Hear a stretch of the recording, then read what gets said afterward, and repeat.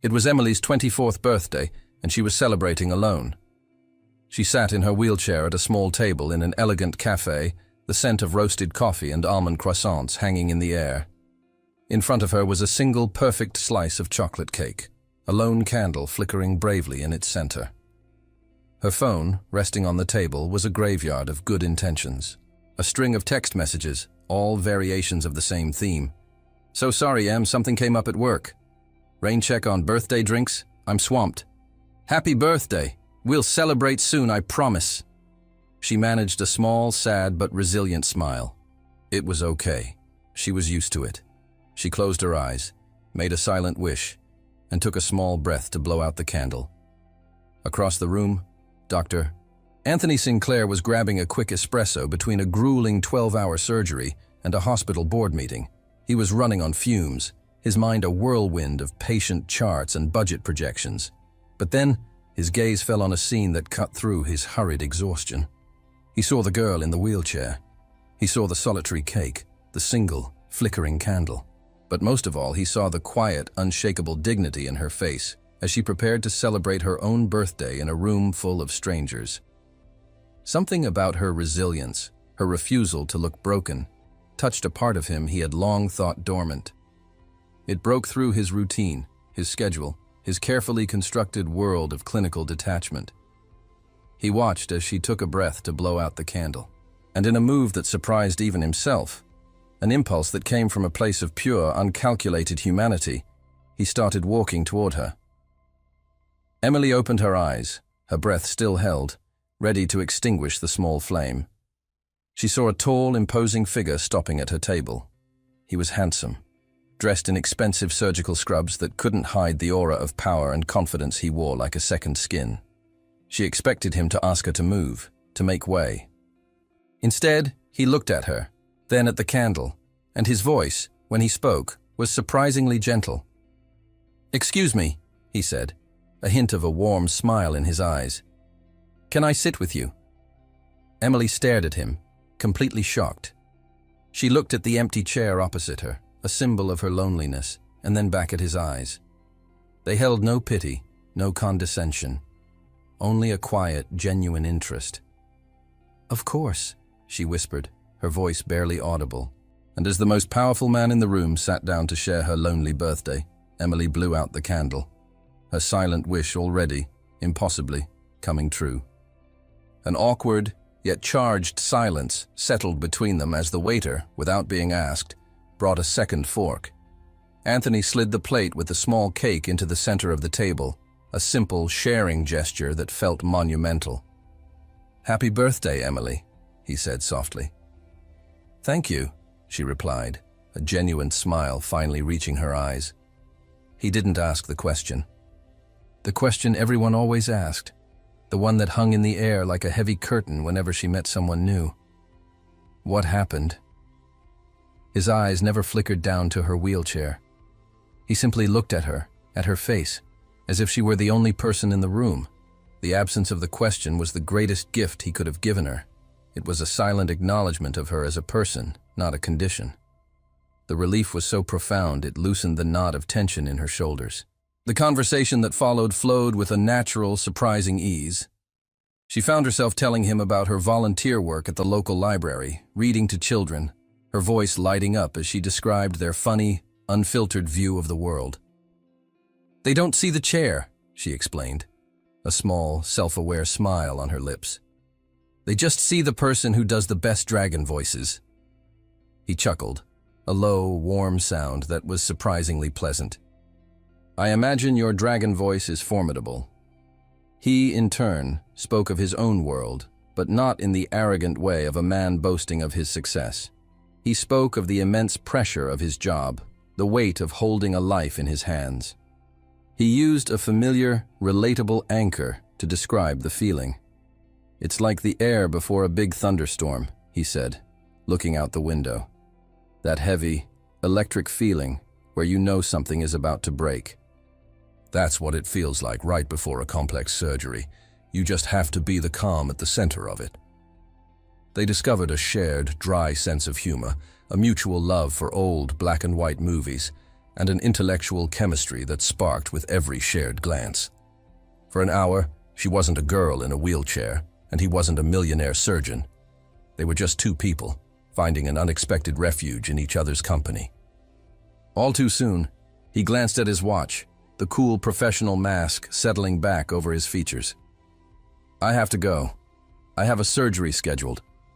He signaled for the waiter, reaching for his wallet. "Let me get this." "Absolutely not," Emily said, her voice firm but her smile warm. She had already placed her own card on the table. "Today is my birthday, which means you were a guest at my party, and I always take care of my guests." The quiet strength in her statement, the way she so effortlessly took control of the situation from a position of perceived vulnerability, left him completely fascinated. He stared at her for a moment, a look of genuine, grudging admiration in his eyes. He stood up. Can I see you again?" he asked, and the uncharacteristic hesitation in his voice, the voice of a man who commanded operating rooms and boardrooms, was a confession in itself. Emily's heart did a little flip.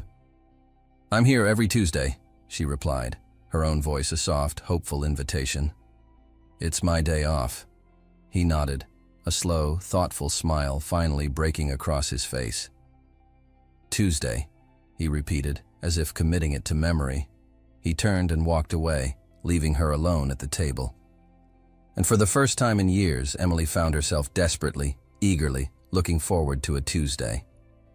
The following Tuesday, Emily was at the cafe, her heart a nervous, fluttering bird in her chest. She told herself not to be disappointed if he didn't show up. He was a busy, important man.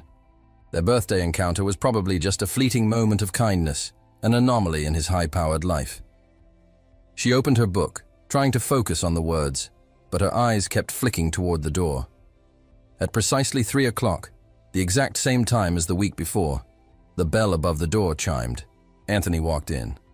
He wasn't wearing his surgical scrubs this time, but a simple, well-fitting dark sweater and trousers. He looked relaxed, less like a formidable surgeon and more like just a man. He scanned the room, his eyes found hers, and a slow, genuine smile spread across his face. He walked to her table, holding 2 steaming mugs. "I brought you a latte," he said, placing one in front of her as he sat down, as if it were the most natural thing in the world. "The barista told me it's your usual."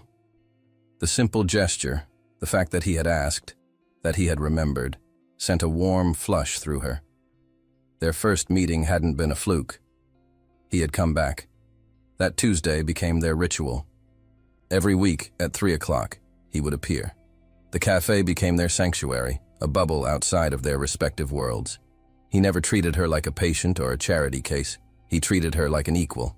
He would arrive, his shoulders tight with the stress of a long surgery, and as they talked, she would watch the tension slowly melt away. She made him laugh, a real, unforced sound that seemed to surprise him every time. She reminded him that there was a world outside the sterile, high-stakes environment of the hospital. He, in turn, became her window to a world she had lost. He listened, truly listened, when she spoke about her passion for teaching, her frustration with her physical limitations, her dreams. He saw her, not the chair she sat in. With him, she felt not like a paralyzed girl, but simply like Emily. Their friendship deepened, and beneath it, an undeniable current of attraction began to hum, a dangerous, beautiful melody that they both pretended not to hear. One afternoon, about a month into their weekly meetings, they were talking about their pasts. He was telling a funny story about a disastrous first apartment he'd had after his residency. "It was right near St. Jude's Hospital," he said casually. "I could hear the sirens at all hours." The name made Emily freeze, her coffee cup halfway to her lips. St. Jude's. It was the public hospital on the other side of town, the place she had been taken right after her accident. The place where she had spent 6 long, painful months in rehabilitation. "St. Jude's," she repeated, her voice a little tight. I did my initial rehab there, after my accident." Anthony went completely still. The warm, relaxed expression on his face vanished. replaced by a sudden, sharp tension. A shadow passed over his eyes, a flicker of a pain so deep and so sudden it was like a physical blow. "Oh," he said, his voice suddenly flat, distant. "I see." He recovered quickly, forcing a smile that didn't reach his eyes, and changed the subject. But the shift was undeniable. The easy warmth between them was gone, replaced by a new, strange, and unsettling wall. The name of the hospital, a simple random coincidence, had unearthed a ghost, and Emilly had no idea that this ghost was about to change everything. The name St. Jude's echoed in Anthony's mind for the rest of the day. It was a place he hadn't thought about in years, a place he had actively, deliberately, tried to forget. It was the hospital where his ex-fiancée, Sarah, had died. The coincidence was a sharp, unwelcome jolt, bringing back a flood of memories he had spent years trying to suppress. That night, in the sterile silence of his home office, he did something he knew he shouldn't. He told himself it was professional curiosity, a doctor's interest in a unique case. But he knew in the deepest, most honest part of his heart that it was more than that. It was about Emilly. He used his high-level privileges as chief of neurosurgery at the city's top hospital to access the archived records from St. Jude's. He typed in her name, Emilly Carter. Her file appeared on the screen. He scrolled through the initial reports, the details of the car accident that had caused her spinal cord injury. And then he opened the imaging files. He pulled up the MRIs of her spine, his eyes scanning the images with the practiced, analytical gaze of a surgeon. He leaned closer to the screen, his breath catching in his throat. He saw it, a tiny, almost imperceptible anomaly at the site of the lesion, a particular pattern of scar tissue formation. It was incredibly rare, a 1 in a million presentation. His heart began to pound, a slow, heavy drumbeat in the silent room. He spent the rest of the night pulling up every scan, every doctor's note, every piece of data from her file. He cross-referenced it with his own research, with the data from a new experimental surgical technique he had been developing for the past 3 years. A technique so complex, so high risk, that it had only ever been performed on a handful of patients. As the first light of dawn began to streak the sky, he leaned back in his chair, his mind reeling. Her condition, the one that had been diagnosed as a complete permanent transection of the spinal cord, might not be permanent at all. The specific, rare nature of her injury meant that she was one of the few people in the world who might be a candidate for his new procedure. There was a chance. A small, terrifying, and miraculous chance that she could walk again. The realization hit him with the force of a physical blow. It was a miracle, and it was a curse. He was plunged into a torturous dilemma. To tell her would be to offer her a hope so immense it was cruel, a hope that could end in failure or worse, in a surgery so risky it could kill her. The memory of Sarah, of her hopeful eyes before her own failed surgery, came rushing back, a ghost of his past failures. He had encouraged her to have hope, and she had died. He couldn't bear the thought of that happening again. Not with Emilly. But not to tell her. Not to tell her would be to condemn her to a life in a wheelchair when there was a possibility, however slim, of a different future. It would be a lie of omission, a betrayal of his oath as a doctor and of the fragile, growing connection he felt for her. He wrestled with the secret for a week. At their next Tuesday meeting at the cafe, he was distant, distracted, the weight of his knowledge a heavy wall between them. Finally, he couldn't bear it anymore. "Emilly," he began, his voice hoarse, his hands trembling slightly as he placed them on the table. I found something. In your old medical records." She looked at him, her brow furrowed with concern at his strange, intense demeanor. "There might be a chance," he said, the words a painful, difficult confession. "A surgery. A new technique I've been working on. It's high risk, extremely high risk. But for your specific type of injury, it might be possible." Her world stopped. The sounds of the cafe, the clinking of cups, the low murmur of conversations, all of it faded into a distant hum. She stared at him, her eyes wide, her lips slightly parted. "A A chance, she whispered, the words so quiet he had to lean in to hear them. Her eyes filled with tears, a mixture of a fear so profound it was paralyzing, and a hope so bright it was blinding, a hope she had not allowed herself to feel in 6 long years. Are you telling me there's a chance I could walk again? Her question, so fragile, so full of a hope he had just resurrected, broke his heart. He knew, in that moment, that he had just placed the weight of her entire world, and his own, on the edge of a surgeon's blade. The revelation left Emily in a state of suspended shock. The world, which had been a predictable, manageable landscape for 6 years, was suddenly a terrifying, exhilarating unknown. The hope Anthony had just given her was a wild, beautiful, and dangerous thing. She didn't give him an answer right away. She couldn't. I need to think, she whispered, her mind a whirlwind. Seeing the fear and confusion in her eyes, Anthony knew he owed her more than just a medical possibility. He owed her the full truth. "Walk with me," he said softly. He took her not to a park or a quiet street, but to a beautiful, serene botanical garden on the outskirts of the city. They moved along the winding paths in silence, the air filled with the scent of damp earth and blooming flowers. He led her to a secluded bench under a weeping willow beside a quiet, reflective pond. "Before I was a neurosurgeon," he began, his voice low, his gaze fixed on the water. "I was engaged to be married. Her name was Sarah." He told her the story. Sarah had been a vibrant, fearless woman, a rock climber, a traveler. She had been diagnosed with a rare aggressive brain tumor. The prognosis was grim, but there was one option: a radical, high-risk surgery. "The odds were not good," he said, his voice tight with the memory. "But she was a fighter. And I was a young, arrogant resident who believed in miracles. I encouraged her.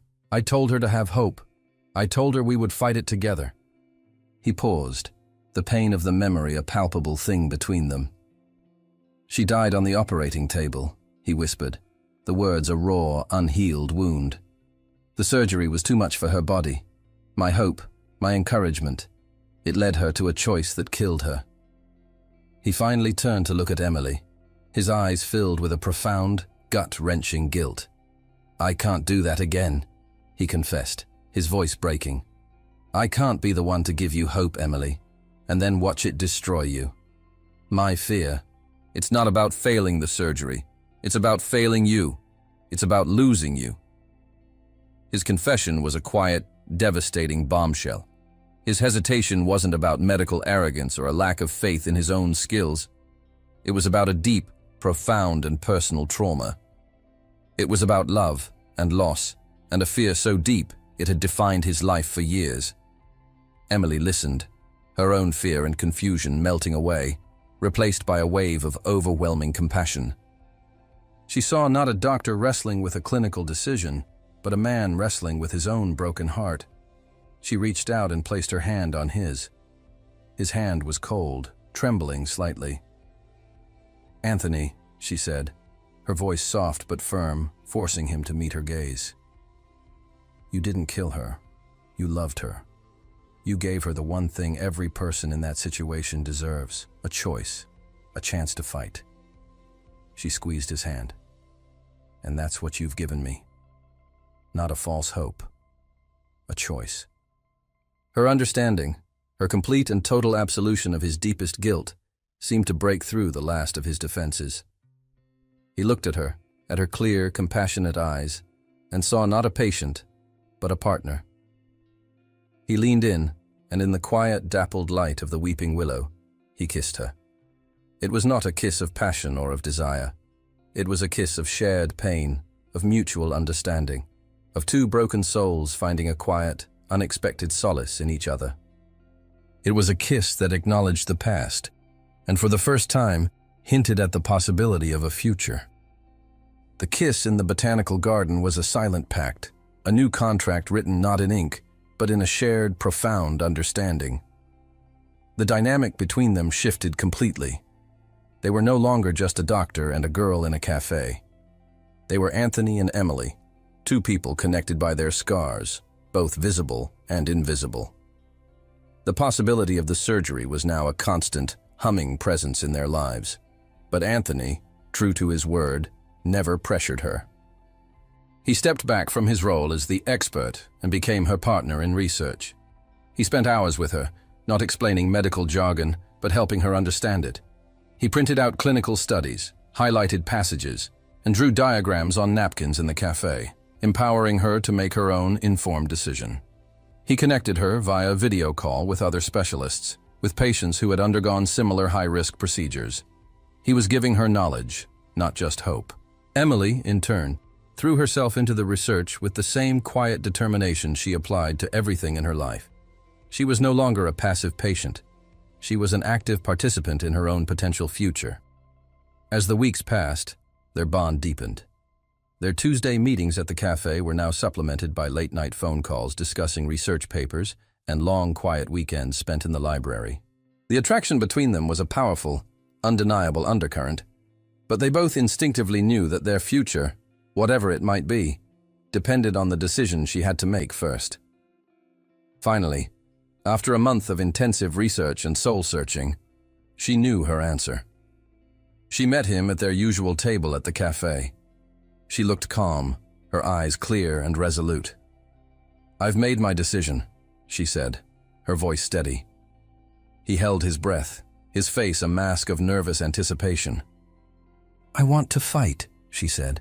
"I want to try." A wave of complex emotions washed over his face: relief, fear, admiration.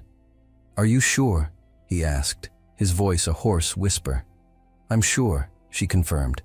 "I've spent 6 years accepting my reality. You've given me a chance to change it, and I have to take that chance." She looked at him, her expression softening. "I understand your fear, Anthony. I see it, and I will not force you to do anything that would break you." She took a deep breath, her next words a profound act of trust and an incredible inversion of power. "So I need to ask you," she said, her gaze holding his. "If I do this, if I choose to fight, will you be there? Not as my surgeon, not as the brilliant Dr. Sinclair, but as you, as my partner, as the man who sits with me in a cafe on Tuesdays." Her question was not a demand for his skill. It was a plea for his heart. She was giving him an out, respecting his trauma, placing her emotional well-being, and his, above the outcome of the surgery itself.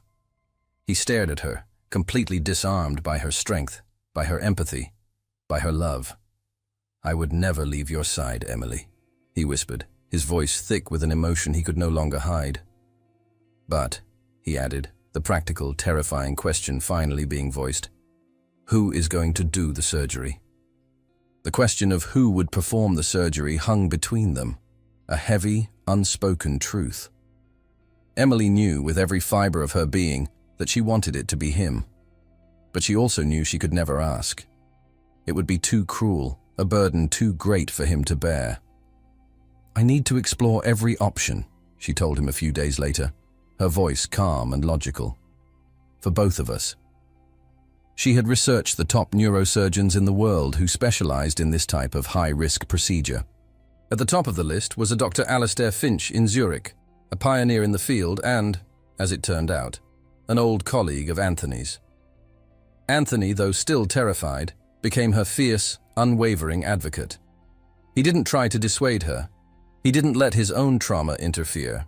He simply and completely supported her.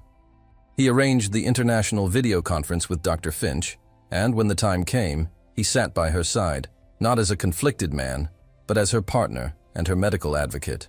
The video call was intense. Dr. Finch was a brilliant, no-nonsense Swiss doctor who spoke with a blunt honesty. He reviewed Emilly's scans, which Anthony had sent ahead. "The injury is severe," Dr. Finch said, his face serious on the screen. "The procedure is viable, yes. The risks, as you know, are significant." He then turned his attention to Anthony. "But, Anthony," he said, his tone shifting from that of a doctor to that of an old colleague, "you have seen the scans. You know the anomaly in the scar tissue formation. Your own published technique, the Sinclair method, has a statistically significant 5% higher success rate in cases with this specific presentation. The air in the room grew still. "I would be happy to perform the surgery," Dr. Finch continued, his gaze steady. "And I am confident in my abilities. But if this were my daughter, my wife, if this were my family sitting in front of me," he paused, his eyes locking onto Anthony's through the screen, "I would ask you to do it." The declaration was a thunderclap. It was not an opinion.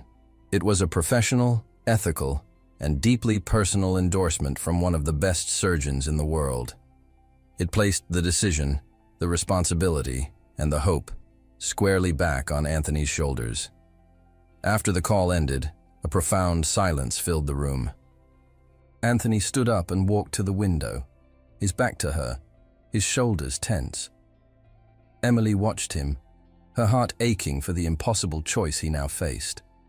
She rolled her wheelchair over to him. She didn't touch him. She just waited. "I'm not afraid, Anthony," she said softly, her voice a steady, quiet anchor in his storm of doubt. "Not if it's you." She paused, giving him the one thing he had never had with Sarah.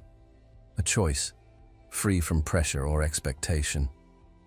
"But I would never ask you to do something that would destroy you," she continued, her voice full of a love and an understanding that was absolute. "The final choice is yours, and whatever you decide, I will respect it, and I will not love you any less." She had given him the power, but she had also, in the most profound way possible, given him her unconditional forgiveness before he had even made a choice.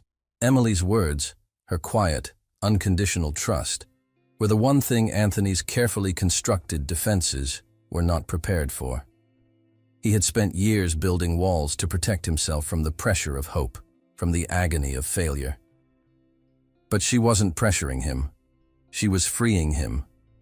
The weight of the decision was immense, but for the first time it was not a burden of guilt. It was a burden of love. He spent the next 24 hours in his office at the hospital, not agonizing, but preparing. He locked himself away with her scans, with his research, with every piece of data he had. He ran simulations on a computer model. He consulted with his team. He mapped out every possible contingency, every potential complication. The fear was still there, a cold knot in his stomach, but it was now overshadowed by a new, fierce, and unwavering determination. That evening, Emily knew he would be at the hospital. She also knew he wouldn't have eaten. She packed a simple dinner of his favorite pasta and a thermos of hot coffee and took a taxi to the hospital. She found him in his darkened office, the only light coming from the glowing three-dimensional models of her spine on his massive computer screens. He was completely absorbed, his focus absolute. He looked up as she entered, a flicker of surprise in his tired eyes. "You shouldn't be here," he said, his voice rough with exhaustion. "Neither should you," she countered gently, placing the container of food on his desk. "You need to eat." She didn't press him about his decision. She didn't ask about the surgery. She just sat with him in the quiet of his office, a silent, supportive presence. She knew that this was a battle he had to fight on his own. As he ate, she looked at him, at the brilliant, dedicated, and deeply wounded man she had fallen in love with. "I just came to say one thing," she said softly, as she prepared to leave. He looked up at her, his eyes full of a weary gratitude. "Whatever you decide for tomorrow," she said, her voice clear and steady, "I am already grateful. You gave me back the one thing I thought I had lost forever. You gave me back hope. And no matter what happens, no one can ever take that away from me again." She turned and left him alone in his office. Her words were the final key. She wasn't just his patient. She wasn't just the woman he loved. She was his partner, and she was fighting right alongside him. He looked at the complex, beautiful, and terrifying images of her spine on his screen. He thought of Sarah, of his failure, of his fear. And then he thought of Emily, of her strength, of her trust, of her unwavering love. He picked up his phone and made a call to the hospital's chief administrator. "I need to book the main neurosurgical OR for tomorrow morning," he said, his voice no longer hesitant or afraid. It was the firm, steady, and resolute voice of a surgeon. "For a spinal reconstruction, and I will be leading the team." He looked at her scans one last time, a slow, determined smile spreading across his face. "It's not hope I want to give you, Emily," he whispered to the empty room. "It's a future." He was going to do the surgery. Because his greatest fear was no longer failing as a doctor. His greatest fear was failing the woman he loved by not having the courage to fight for her. The morning of the surgery was filled with a strange, surreal calm. Emily was not afraid. She lay in the pre-op room, the sterile scent of antiseptic in the air, and felt a profound sense of peace. Her faith in Anthony was absolute. He appeared at her bedside just before they were scheduled to take her to the operating room. He was dressed in his surgical scrubs, his face hidden behind a mask, but his eyes, the same intense blue eyes that had first met hers across a lonely cafe, were full of a calm, focused determination. He didn't say anything. He just took her hand. "I trust you, Anthony," she whispered, her voice clear and steady. "I know," he replied, his voice muffled by the mask. He squeezed her hand one last time. "I'll see you on the other side." The confidence in her eyes was the last thing he saw before the doors to the operating room swung shut. It was the armor he would carry with him into battle. The surgery was a marathon, a complex 12-hour procedure that required a level of precision and artistry that few surgeons in the world possessed. Anthony was in his element, a master at work. His team moved around him with a practiced, silent efficiency, every instrument, every suture, a seamless extension of his will. Hours ticked by. He successfully navigated the treacherous landscape of her spine, meticulously removing the scar tissue, preparing the site for the delicate reconstruction. Everything was going perfectly. He was in complete control. And then, it happened. A sudden, sharp beep from the cardiac monitor. A frantic shout from the anesthesiologist. "Her blood pressure is dropping, rapidly." A rare, 1 in a million complication. A vascular anomaly near the surgical site had ruptured. It was the exact same complication, in the exact same location, that had taken Sarah's life on his operating table all those years ago. The room went cold. The surgical team froze, a collective, horrified gasp rippling through the OR. Anthony looked up from the surgical field, his eyes locking onto the plummeting numbers on the monitor. The sterile, controlled operating room dissolved around him, replaced by the ghost of his past failure. He could hear Sarah's laughter. He could see her hopeful eyes. He could feel the crushing, absolute powerlessness of watching her slip away. For a single terrifying second, he was paralyzed. The trauma, the guilt, the fear, it all came rushing back, a tidal wave threatening to drown him. His hands, the steady, brilliant hands of a master surgeon, began to tremble. The monitor let out a long, continuous, high-pitched tone. Cardiac arrest. She was gone. "We're losing her, doctor," a nurse cried out. The sound of the nurse's voice, the sound of Emily's name unspoken in the air, snapped him back to the present. He looked at the open surgical field, at the life of the woman he loved slipping through his fingers. And in that moment, a new, fierce, and unwavering resolve burned through his fear. He would not let the past win. He would not fail her. "Paddles," he roared, his voice a commanding thunderclap that shook the room out of its paralysis. "Charge to 200!" He was no longer the haunted man. He was the surgeon. He was the protector. He was the man who had promised her a future, and he would be damned if he didn't keep that promise. The chaos of the operating room gave way to the hushed, rhythmic beeping of the ICU. The surgery, after that single, terrifying moment of crisis, had been a technical masterpiece. Fueled by a desperate, adrenaline-laced focus, Anthony had performed the emergency vascular repair with a brilliance that left his entire team in awe. He had then completed the delicate spinal reconstruction, his hands steady, his mind clear. Technically, the surgery was a success. But as Emily lay in the quiet, sterile room, surrounded by a web of wires and monitors, the real outcome remained a terrifying unknown. Anthony did not leave her side. He refused to go home. refused to rest. He sat in a chair by her bed, still in his scrubs, his world shrinking to the steady rise and fall of her chest, the rhythmic pulse on the monitor. The hours ticked by, each one an eternity of waiting, of hoping, of praying to a God he wasn't sure he believed in anymore. He was no longer a doctor.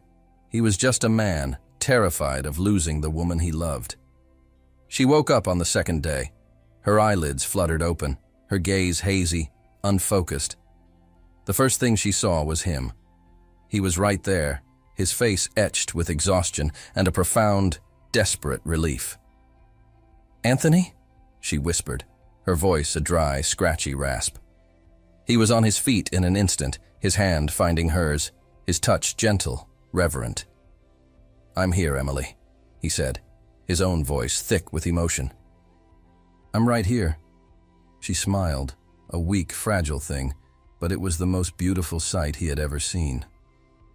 "We did it," she whispered. He squeezed her hand. "We did it," he confirmed. A comfortable silence settled between them. The nurses came and went, checking her vitals, adjusting her IV. But Anthony remained, a silent, constant guardian. Later that afternoon, after she had rested, the moment of truth arrived. The lead neurologist came in to perform the first post-operative assessment. Anthony stood at the foot of the bed, his hands clenched into fists at his sides, his heart pounding so hard he could feel it in his throat. "All right, Emily," the neurologist said gently. "I want you to try something for me. Don't strain. Just try to wiggle the toes on your right foot." The room fell silent. Emily closed her eyes, her face a mask of intense concentration. She focused all of her will, all of her hope, on that single, simple command. She could feel the connection in her mind, the ghost of a signal being sent down a path that had been dark for 6 long years. She tried, and nothing happened. The sheet at the end of the bed remained perfectly, heartbreakingly still. "Okay," the neurologist said, his voice carefully neutral. "Let's try the left." Again she tried, her brow furrowed with effort. Again, nothing. A wave of cold, sickening disappointment washed over her.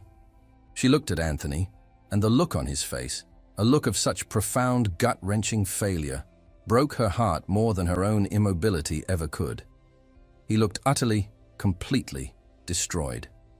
He believed he had failed her. Her smile, when it came, was a little wobbly, a little strained, but it was there. "Hey," she whispered, her voice surprisingly strong. He couldn't meet her eyes.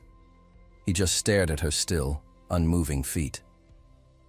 "Anthony, look at me," she commanded softly. He slowly, reluctantly, lifted his gaze to hers.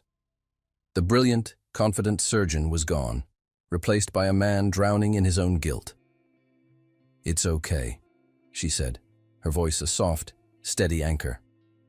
The doctor, the physical therapist, they all said this could happen. They said the connection is there, but the path is asleep. It needs to be woken up. It takes time.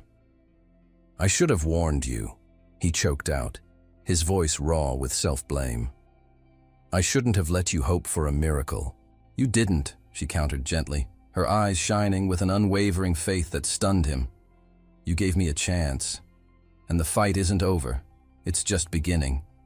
She squeezed his hand, her grip surprisingly strong. "But I can't do it alone."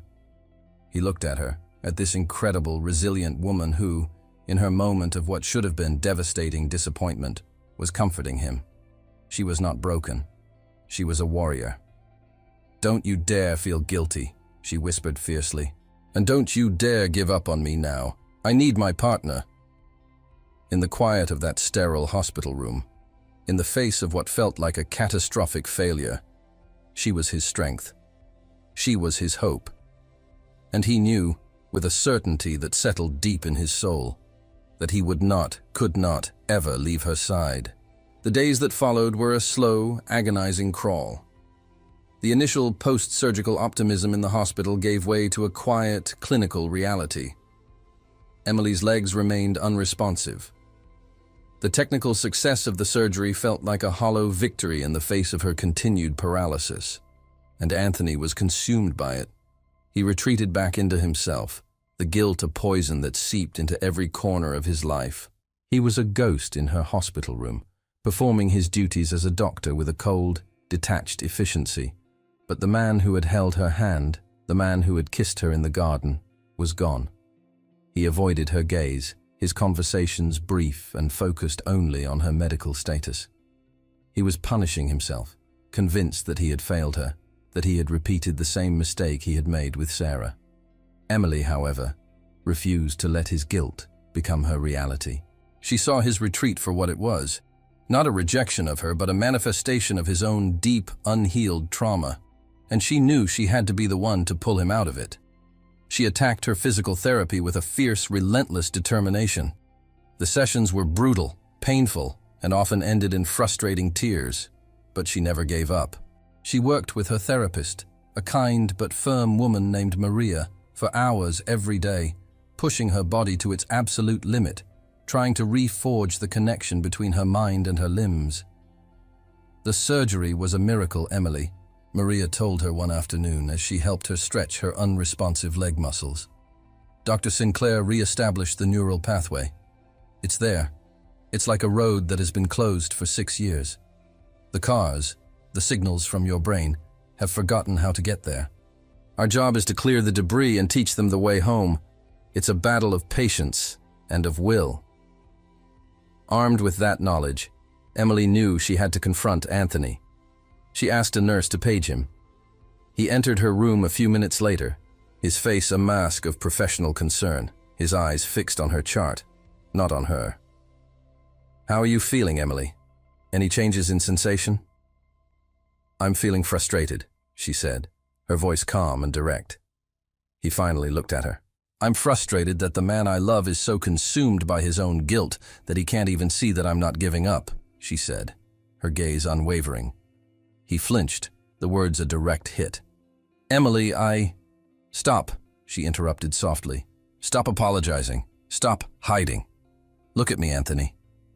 He reluctantly met her eyes, and she saw the raw pain and self-loathing there. "You did not fail," she said, her voice ringing with a strength that filled the room. "You gave me a chance. You opened a door that has been closed for 6 years. Now the fight is mine. This is my battle to win, but I cannot do it without my partner." She held out her hand to him. "Are you going to give up on me now?" Her question was not an accusation. It was an invitation, a plea. She was not blaming him. She was asking for his help. She was reminding him that they were a team. He stared at her outstretched hand, then at her face, at the fierce, unwavering belief in her eyes. Her strength, her refusal to be broken, was the one thing that could shatter his guilt. Slowly, hesitantly, he walked to her bedside and took her hand. His grip was tight, desperate. "Never," he whispered, his voice choked with emotion. "I will never give up on you." Anthony's return was a turning point. He was no longer just her doctor. He was her partner, her coach, her unwavering source of support. He transformed her hospital room into a command center for her recovery. He brought in the best physical therapists, the most advanced rehabilitation equipment, and he was there for every single brutal, painful session. The work was grueling. It was a slow, frustrating, and often heartbreaking process. There were days when Emily would dissolve into tears of pure frustration, her body refusing to obey the commands of her mind. There were days when the pain was so intense she could barely breathe. But through it all, Anthony was there. He was not the detached surgeon. He was the man who would kneel on the floor beside her therapy mat, his voice a low, steady murmur of encouragement. "You can do this, Emily. Just one more. Breathe." He would hold her hand, his grip a lifeline, as she struggled through a particularly painful stretch. He would be there with a cool cloth for her forehead, a glass of water, a quiet, understanding presence that said more than words ever could. He learned her body's language of pain and exhaustion better than any chart could tell him. He knew when to push her and when to let her rest. He celebrated every tiny, microscopic victory, a flicker of a muscle in her thigh, a faint tingling sensation in her calf, as if it were a major medical breakthrough. Their life became a rhythm of shared struggle and shared hope. They were a team, united against a single, stubborn enemy, her own body. The moment that changed everything came on a quiet Tuesday afternoon, 3 months after the surgery. They were in the physical therapy room, late in the day, the space empty except for them and her therapist, Maria. Emily was strapped into a harness, suspended over a set of parallel bars, her legs weak and unresponsive beneath her. She was exhausted, her muscles screaming, her spirit flagging. "I can't," she whispered, her head hanging in defeat. "I can't do it, Anthony. It's not working." He walked over to her, kneeling in front of her so that his eyes were level with hers. He took her face in his hands, his touch gentle but firm. "Yes, you can," he said, his voice a low, fierce whisper. "Look at me, Emily. Look at me." She lifted her tear-filled eyes to his. "You are the strongest person I have ever known," he said, his gaze intense, unwavering. "You have fought every single day. You have not given up. Do not give up now. Not on yourself, and not on us." He didn't let go of her face. "We do this together," he said. "Right now. Focus on me, just me." She looked into his eyes, into the deep, endless blue, and found a strength she didn't know she had. She took a deep, shuddering breath. She focused all of her will, all of her energy, all of her love for the man kneeling before her into a single thought: move. With his hand still framing her face, his eyes locked on hers, she pushed. She pushed with everything she had. And with a small, shaky, almost imperceptible movement, she took a single, hesitant step. The world seemed to stop. Maria gasped. Anthony's eyes widened, filling with tears. She had done it. "We did it," she whispered, a triumphant, breathless laugh escaping her lips. "Yes," he breathed, his own voice choked with emotion. "We did." That single, hesitant step was the key that unlocked everything. It was the proof. The connection, which had been a faint, whispered signal for so long, was now a clear, undeniable path. The road home, as Maria had called it, was finally open. The progress after that day was slow, but it was steady. The single step became 2, then 3. The shaky, uncertain movements became more confident, more controlled. Each day was a new victory, a new milestone in their shared journey. Anthony was there for every moment. He was there when she took her first unassisted steps between the parallel bars, his face a mask of such profound pride and joy, it made her heart ache. He was there when she graduated from the parallel bars to a walker, and then from the walker to a single, elegant cane. Their relationship deepened with every step she took. The hospital room was no longer a place of sickness and recovery. It was the backdrop to their love story. They would have quiet dinners in her room, the bland hospital food tasting like a gourmet meal because they were sharing it. They would watch old black and white movies on his laptop, propped up on her bedside table, their hands always intertwined, his thumb gently stroking her knuckles. The sterile, beeping world of the hospital faded away, leaving only the two of them in their own private, quiet universe. One evening, about a month after her first step, she was walking slowly, carefully, down the empty hospital corridor, leaning on her cane, with Anthony walking beside her. The rhythmic tap of her cane on the polished linoleum floor was a sound of victory. "I'm tired of this place," she said, a playful pout on her lips. "I'm tired of hospital gowns and the smell of antiseptic. I want to go on a real date." He smiled, a warm, genuine smile that reached his eyes. "And where would the lovely Miss Carter like to go?" She stopped and turned to him, her eyes sparkling with a challenge. "I want to go dancing," she said. The request was audacious, beautiful, and so perfectly her. He looked at her, at this incredible woman who had fought her way back from the brink, and his heart swelled with a love so powerful it almost hurt. A week later, he made it happen.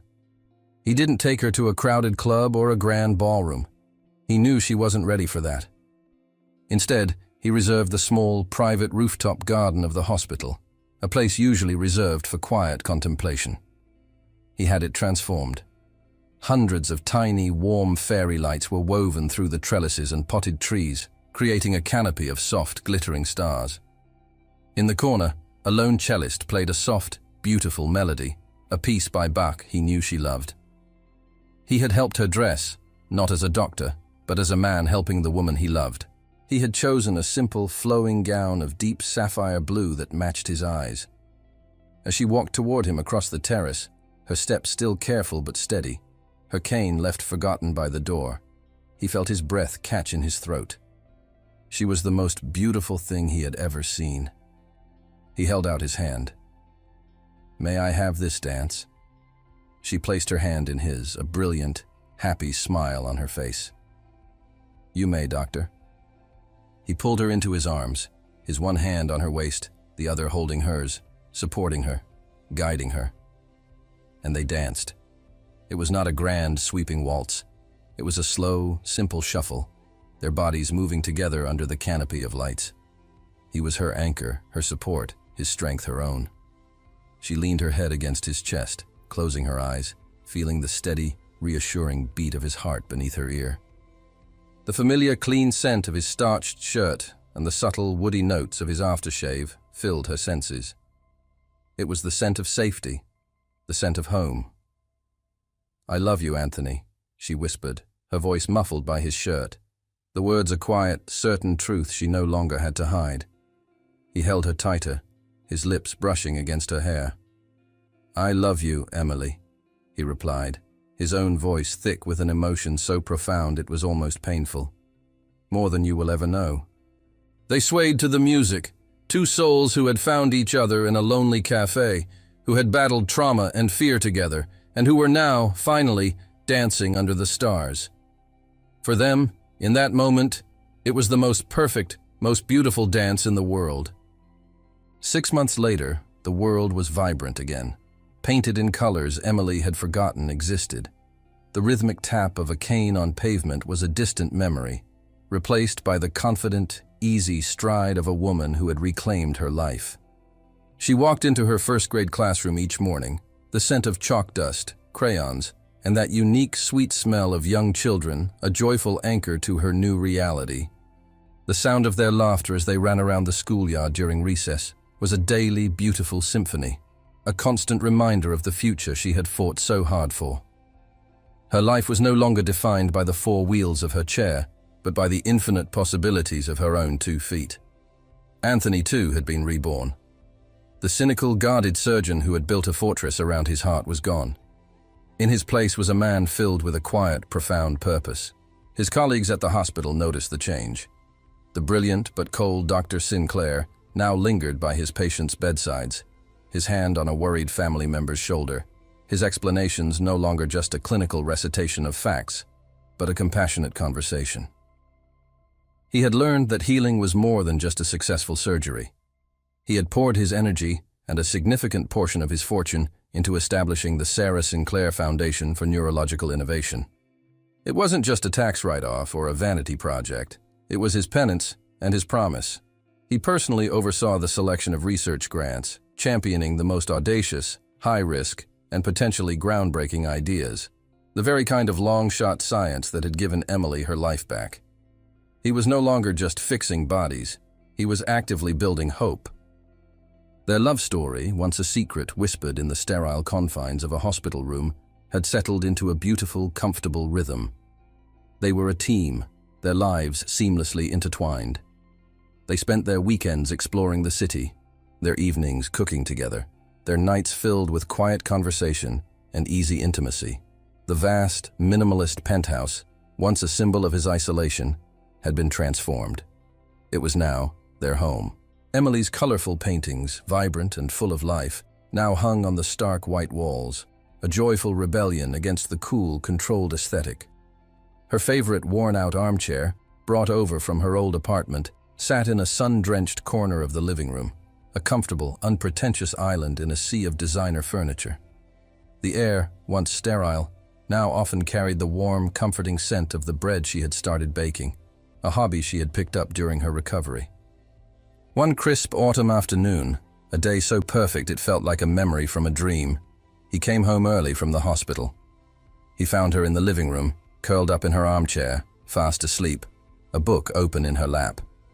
He stood there for a long moment, just watching her, a wave of love so powerful it almost buckled his knees. This was his life now, this quiet, beautiful peace. He gently woke her. "I have a surprise for you," he said, a mischievous, familiar glint in his blue eyes. "A surprise?" she asked, her voice thick with sleep. "Close your eyes," he murmured. He led her by the hand, her trust in him absolute. She felt the familiar rumble of the elevator, the cool city air on her skin as they stepped outside, the soft, luxurious leather of his car. She could smell the familiar scent of roasted coffee and almond croissants before they even stopped. She could hear the low murmur of conversations and the clinking of ceramic cups. "Okay," he said softly. "Open them." She opened her eyes. They were in the cafe, their cafe, and their table, the one by the window, was waiting for them. It was reserved, a single, perfect white rose in a small vase at its center. The same barista who had served them for months greeted them with a wide, knowing smile. They sat down, the scene a perfect echo of their first meeting, but the universe had shifted. She was not the lonely girl with a single candle, and he was not the detached stranger. They were two whole people, their journey reflected in the easy, loving smiles they shared across the table. "It feels like a lifetime ago," Emily said, her voice full of a quiet wonder as she looked around the bustling cafe. "It was," he agreed, his hand covering hers on the table. "We were different people then." He looked at her, his eyes serious, intense, and filled with a love so deep it was endless. The playful, charming man was gone, replaced by a man about to make the most important declaration of his life. "I didn't bring you a birthday cake today," he said, his voice a low, steady murmur that cut through the noise of the cafe, creating a bubble of intimacy just for them. "Because I don't want to just celebrate one of your birthdays." He paused, his gaze unwavering. "I want to give you all of them, for the rest of our lives." He slid from his chair and got down on one knee. A collective gasp went through the cafe, followed by a sudden, hushed silence as all eyes turned to them. He didn't seem to notice. He only had eyes for her. Anthony knelt on the floor of the bustling cafe, holding a small velvet box in his hand. He opened it. Inside was not a large, flashy diamond, but a simple, elegant ring with a single, perfect sapphire, the exact color of his eyes. "Emily Carter," he began, his voice clear and steady, though his hand was trembling slightly. "You came into my life like a quiet miracle. You taught me how to hope again. You taught me how to fight again. And you taught me how to love again. You saved me from the ghost of my past, and you showed me what a future could look like." He looked up at her, his heart in his eyes. "I want to spend the rest of my life trying to be the man you deserve. I want to be your partner, your protector, your home. Will you marry me, Emily?" Tears of pure, unadulterated joy streamed down her face. The entire cafe was silent, watching, holding its breath. "Yes," she whispered, her voice choked with happiness. "Yes." "Of course, yes!" The cafe erupted in spontaneous, joyful applause. Anthony slid the ring onto her finger, a perfect fit. He stood up, pulling her into a deep, loving kiss that sealed their promise in front of the world. 1 year later, they stood on a sun-drenched cliff overlooking the ocean. Their wedding was a small, intimate affair, attended only by their closest friends and family. Emily walked down the grassy aisle, her steps strong and sure, her hand held tightly in her father's. As she reached the altar, Anthony took her hands, his eyes shining with a love that was as vast and as deep as the ocean behind them. Their vows were simple, heartfelt promises. He promised to never again let his fear be greater than his love for her. He promised to be her strength, her partner, and her biggest champion, always. She promised to always remind him of the power of hope, to be his calm in any storm, and to never stop fighting for their future together. As they were pronounced husband and wife, they kissed, not as a doctor and a patient, not as a savior and the saved, but as two whole, healed people who had found in each other the one thing they had both thought was lost forever: a home for their hearts. They had saved each other, and now they were ready to walk, side by side, into the rest of their lives.